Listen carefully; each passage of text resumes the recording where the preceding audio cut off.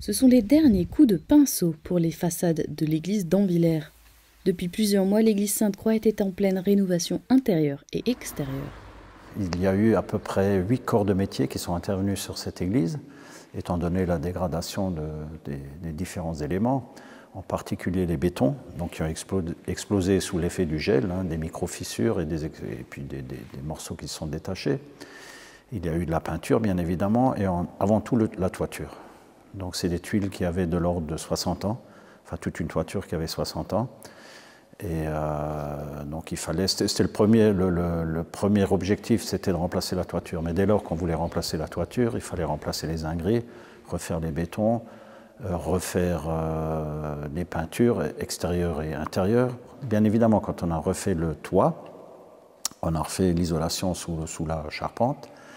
Un des gros travaux aussi a été le remplacement des vitraux au campanile, c'est-à-dire au clocher. L'église a été construite dans les années 1960.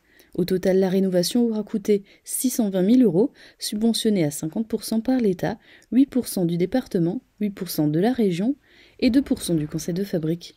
La mairie a aussi lancé une cagnotte avec l'aide de la Fondation du patrimoine.